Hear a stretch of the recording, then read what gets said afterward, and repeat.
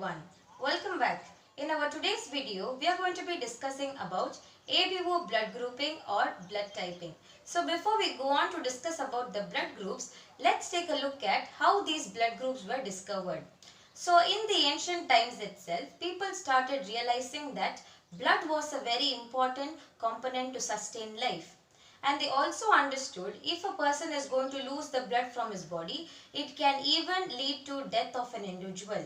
Okay, so for example, if someone is injured and if he is profusely bleeding, so they wanted to find an alternative. If he is profusely bleeding, what can be done in order to save his life?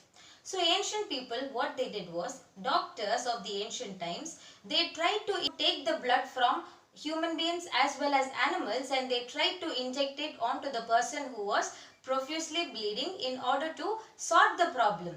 Okay, so the person who is going to donate the blood is called as the donor.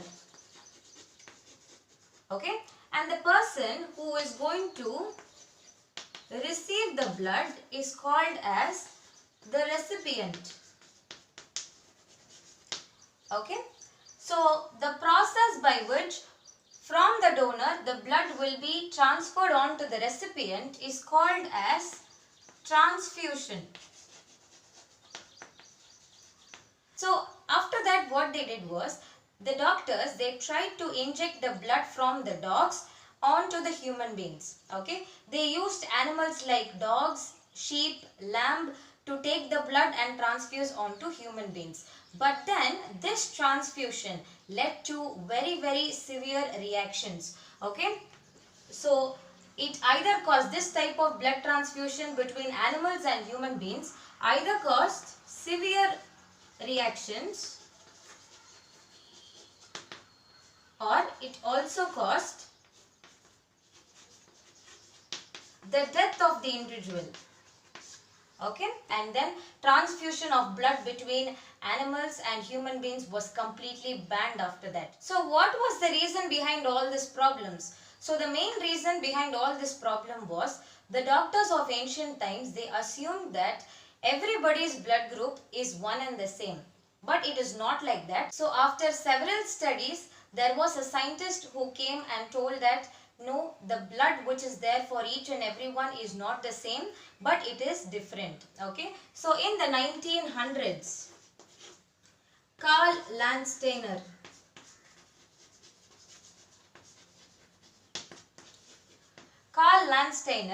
identified that on the surface of the RBC there are antigens. Okay, so he actually identified that on the surface of the RBC there were different protein substances, and these protein substances were known as antigens or agglutinogens. And the plasma, the blood plasma, consisted of antibodies or agglutinins. Okay, so Karl Landsteiner found out three types of blood groups. So the three types of blood groups which Karl Landsteiner discovered was the A group, B group and the O group. Okay, so these were the three blood groups that was identified by Karl Landsteiner, and Karl Landsteiner also identified that all the blood groups which is there from one person to another is not the same, but they are different based on the antigens which are present on the surface of the RBC, and then the antibodies which are present in the plasma of an individual. So I hope you understood this very clearly. After the discovery of the ABO blood group by Karl Landsteiner, two other scientists, De Castello and Stein, discovered or identified the AB blood group. Now let's take a look at how these blood groups are different from one another. There are actually 8 different types of blood groups. So I will tell you at the end of the session what are the 8 different types of blood groups. Okay. So first let's talk about blood group A. Okay. So for blood group A, on the surface of the RBC, the blood group A is going to have antigen A. Okay. So on the surface of the RBC, blood group A is going to have antigen A. So this is the shape which I am giving to antigen A. Then the plasma of individuals with blood group A is going to have antibody B. Okay. So I am going to draw antibody B like this. Okay. Just a small round. Alright.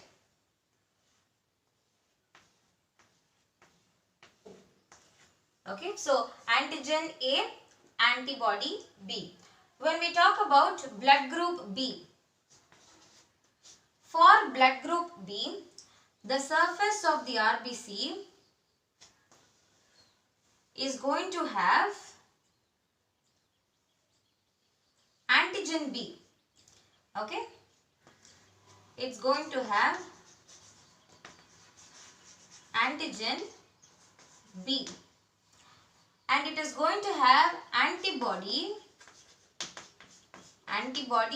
A. So I am drawing antibody A like this. Triangle shaped I have drawn. Okay. For blood group AB, the surface of the RBC is going to have both antigen A and antigen B. Okay. So for blood group AB, the surface of the RBC is going to have both antigen A and B. But then the plasma of the person with AB blood group is not going to have any antibodies. For people with blood group O, the surface of the RBC does not have any antigen. So there is no antigen. There is no antigen, and then the plasma is going to have anti-A antibodies and anti-B antibody. So this is how the blood groups are different from one another. Now let's see what is the problem which is arising when the blood is going to be transfused from one individual to another. So if you are going to get the same type of blood group as yours, then there is no problem. But then the problem arises if you are going to be receiving a blood which is not of your type. So let's take a look at what is going to happen during blood donation if you are going to get a mismatched blood. So for transfusion of blood from one person to another, there is one very important thing that we need to consider, and that is antigen and antibody compatibility.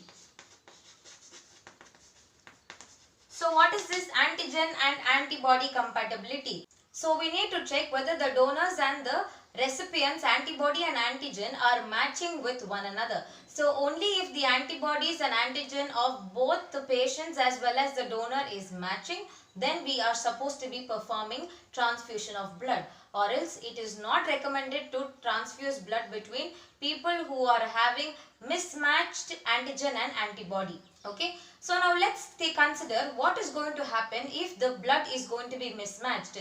For example, by mistake, if a transfusion is done between a person who is not of your blood type, then what will happen? So let's see. So for example, now the person with group A is injured and he needs blood. Okay, so he is going to be the recipient. So if this person with group A is getting the blood which is same of his type from the donor, then there is no problem. Okay, nothing will happen. The person is going to be proper and he is not going to have any reactions, or he is not going to die. Okay, but then if this recipient is receiving blood from the donor who is belonging to blood group B. Okay, so recipient is blood group A and the donor is blood group B. So in this case, what will happen? Let's see. So you all very well know that Blood group A on the surface of its RBC has the antigen A. Okay, and on the blood it consists of antibody B. And when we talk about blood group B consists of antigen B on the surface of the RBC and it has antibody A. Okay. So now what will happen if this blood group is going to be donated to a person who is having A blood group? What will happen is after transfusion, the antibody will combine with the antigen. Okay. So the antibodies from blood group B will start combining with the antigen of blood group A.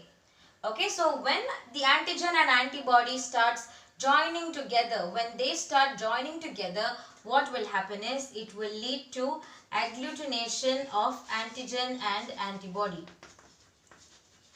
Agglutination means clumping.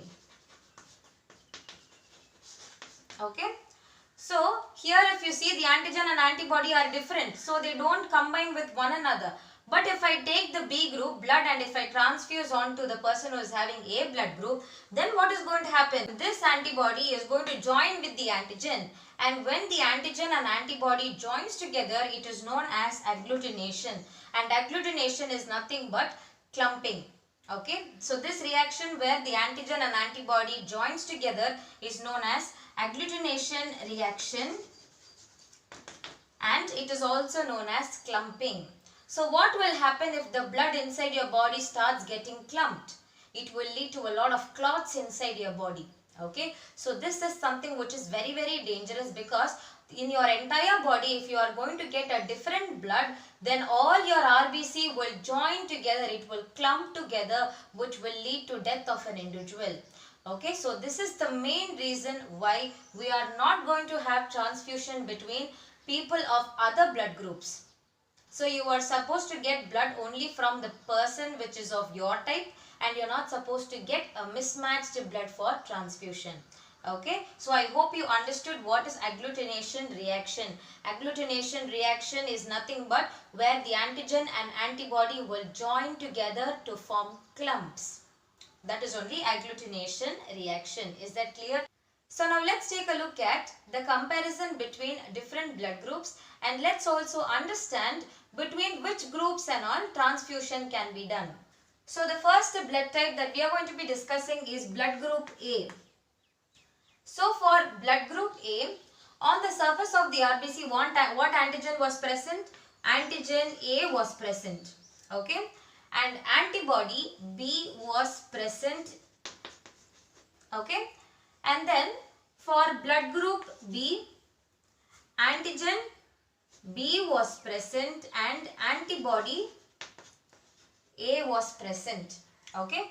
And then for blood group AB, on the surface of the RBC, antigen A and B was present, but there were no antibodies. Okay. And then when we talk about the O blood group, for O blood group there were no antigens, but the antibody had anti-A and anti-B. Okay. So I hope you remember all this. So now let's see how the blood can be transfused between these four types of blood group. A person with blood group A can donate blood to person with blood group A and to person with blood group AB. Okay. And the person with A blood group can receive blood from person with A blood group, and he can also receive from person with O blood group. Then a person with B blood group can donate blood to B type and to AB type blood groups. And person with B blood group can receive blood from B and O type of blood groups. And a person with AB blood group can donate blood only to AB blood group, but he can receive blood from A, B, AB and O. As this AB blood group person is having the ability to receive the blood from all the other blood types, this AB blood group is therefore known as universal recipient. Okay, so why is it called universal recipient? Because it has the ability to receive the blood from all the 4 other blood types. That is why it is known as the universal recipient. So person with O blood group can donate blood to all the blood groups. Okay, AB and O. So as the person with O blood group has the ability to give the blood to every other blood type, it is therefore known as the universal donor. So AB blood group is known as universal recipient and the O blood group is known as the universal donor. And O blood group can receive the blood only from a person with O type. Okay. So this is the one very important thing that we need to consider when blood transfusion is performed. Now let's move on to the RH factor. So what is this RH factor? RH factor is also a surface antigen. So if your RBC is going to have this RH antigen, then your blood group will be considered as positive, and if your RBC does not have the RH antigen, then your blood type is going to be considered as negative. Okay. So RH factor was discovered by Karl Landsteiner and Weiner. So Karl Landsteiner and Weiner identified the RH factor on the surface of the RBC in the year 1940, and first they discovered this RH antigen in the rhesus monkey.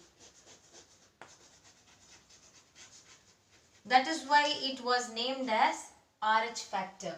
So the discovery of RH factor became very, very important in the medical field. The reason behind this was a disorder which was called as erythroblastosis fetalis. So what is this erythroblastosis fetalis? Erythro means erythrocytes, RBC. Okay. Blastosis means to burst. Fetalis means fetus.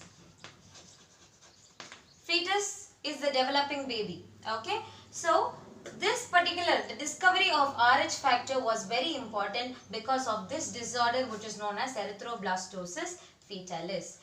Erythroblastosis fetalis is a medical disorder which occurs due to RH incompatibility between the mother and the developing fetus.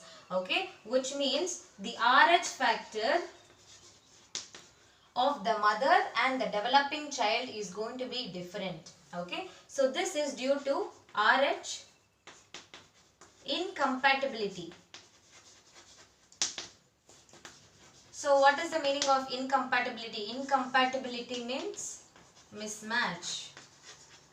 Okay, so the RH antigen of the mother and the developing fetus is going to be different, and that is only leading to this medical disorder which is known as erythroblastosis fetalis. So during this condition, what will happen is the mother will be RH negative. Okay, and the fetus which is developing inside the mother is going to be RH positive. So what is happening inside the mother's body? Inside the mother's body, this RH positive antigen is going to be developing. Okay, so ultimately when RH antigen, actually listen to one thing very carefully. Antigen means foreign substance. Foreign substance is only known as antigen. Okay, so here if you see, mother's blood group is not having RH antigen, but then the baby which is developing inside the mother is having the RH antigen. So in that case, what will happen is the mother's body will consider this as a foreign substance. Okay, so the mother's body is considering the developing fetus as a foreign substance because its antigen is different. Okay, so then what happens is inside the mother's body, RH antibody will start getting produced. Okay, usually when there is a foreign substance entering into your body, your body will start producing antibodies against that foreign substance. So antibodies will kill the foreign substance. Okay, so this is the general mechanism which happens inside our body. So same thing only is happening here as well. As this fetus which is developing is Rh positive, the mother's body is going to consider the developing fetus as a foreign particle. Okay, then what is going to happen inside the mother's body? Rh antibodies are going to be developing against the Rh antigen. Okay, then what will happen? This Rh antibodies will start destroying the fetal RBCs. Okay, when the fetal RBCs burst, the baby will ultimately die. Okay, so this was the medical condition which gave a lot of importance to considering the Rh factor also in blood donation. Okay, so I hope you understood what is this Rh factor. So Rh factor only is going to tell whether your blood type is positive or whether your blood type is negative. And where is this Rh factor present? Rh factor is again present on the surface of the RBC. Is that clear? Alright. Now I told that at the end of the session I will tell you how many different types of blood groups are there. So we have 8 different types of blood groups. So the 8 different types of blood groups are A positive, B positive, AB positive, O positive.